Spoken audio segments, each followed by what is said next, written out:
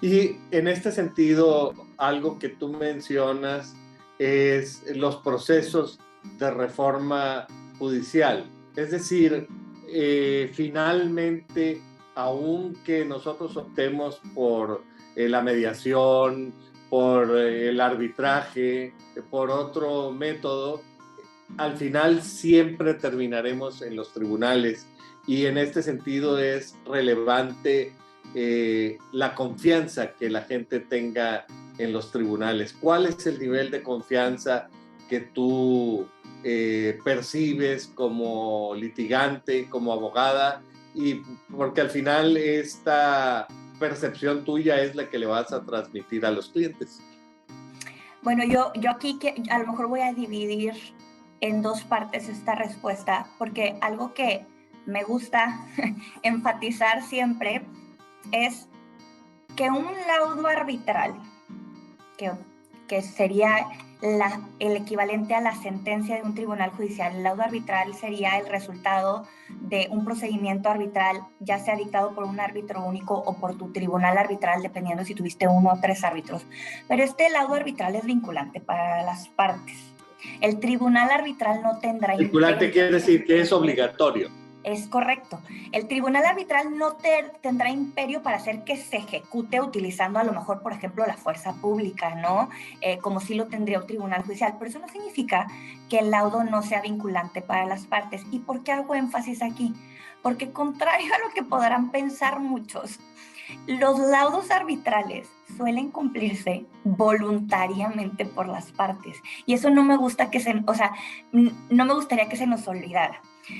No tengo estadísticas recientes, las últimas fueron del survey que hace el Queen Mary's University of London, creo que fue la del 2008, no sé si me estoy equivocando, la última que hicieron, pero de la encuesta que hicieron, el 80 y algo % de los in-house counsels que contestaron esta encuesta contestaron que al menos el 75% de los laudos arbitrales en los cuales ellos habían estado involucrados se habían cumplido voluntariamente. Por ahí va la cifra, es 70%. Un nivel muy alto.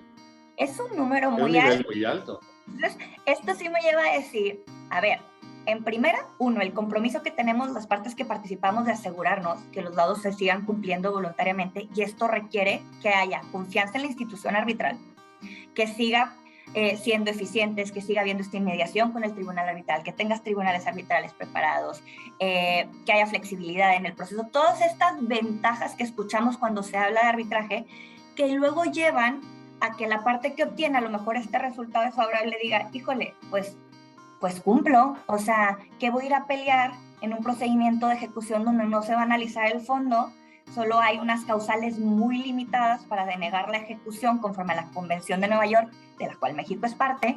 Entonces, cumplo. O sea, estoy conforme con el procedimiento que se siguió, manifesté incluso ante el tribunal arbitral que me consideré debidamente escuchada durante el proceso, cumplo. Entonces, este es el primer punto, ¿no? Hay laudos que se cumplen voluntariamente. Y ya la segunda parte es, bueno, supongamos que estamos en ese 30, 40% que no se cumplen voluntariamente. Aquí es donde entra este punto que decíamos hoy, pues también tiene que haber confianza en los tribunales judiciales de que se va a ejecutar el laudo arbitral. Y en ese sentido, México es una jurisdicción pro arbitraje, tenemos juzgados muy capaces, ha habido sentencias muy relevantes en los últimos años, por ejemplo, donde se han limitado conceptos como lo es el orden público, que es una un laudo contrario al orden público. El Tribunal Judicial podría, por ejemplo, denegar la ejecución bajo la Convención de Nueva York, pues lo han delimitado, ¿no? Para que no sea porque era el artículo por excelencia que se usaba para tratar de combatir la ejecución de un laudo arbitral de estos que no se cumplían voluntariamente. Entonces, esta doble faceta, ¿no? La confianza en la institución del arbitraje por los usuarios para seguir manteniendo este cumplimiento voluntario de laudos, y esta segunda parte, la confianza en los tribunales judiciales para tener esa certeza de que ese laudo arbitral se va a ejecutar igual que se ejecutaría una sentencia dictada por los tribunales de esa misma jurisdicción.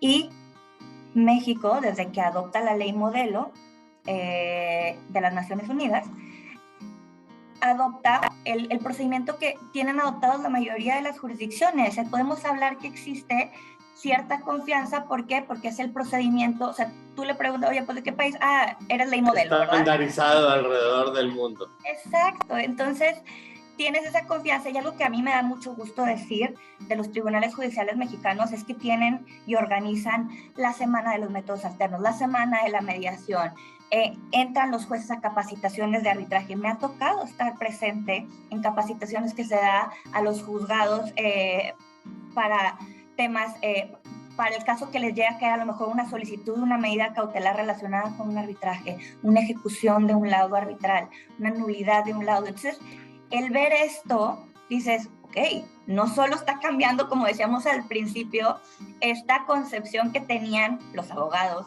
los usuarios, también estamos teniendo cada vez más tribunales judiciales que se capacitan para asegurar que la ejecución o cerrar con broche de oro, por así decirlo, este tema, ¿no? Para estos dados que no se cumplen voluntariamente, asegurar la ejecución de los mismos, asegurar que exista confianza en este método alterno y que los tribunales judiciales sabrán qué hacer con este laudo arbitral, con esta solicitud de medidas cautelares. Entonces, con mucho orgullo puedo decir que me ha tocado ver todo esto y me da muchísimo gusto, porque sí, yo sí diría, México es una jurisdicción pro arbitraje, son muy limitadas, afortunadamente, gracias a la Convención de Nueva York, de la cual 170 países son parte. Entonces te da también esta certeza de no solo vas a poder ejecutar tu laudo de arbitraje comercial internacional en México, sino en estos otros 169 países que son signatarios de la Convención de Nueva York,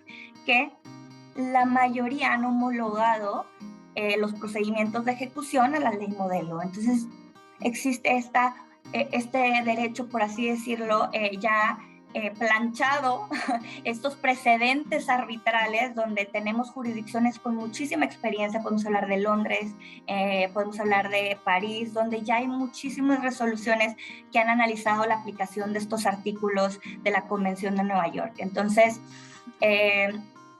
yo sí, digo, ya nada más para cerrar, sí considerar esta doble confianza que tenemos que referir, ¿no? En la institución arbitral para el cumplimiento voluntario y en los tribunales judiciales para la ejecución de aquellos que no se cumplen voluntariamente.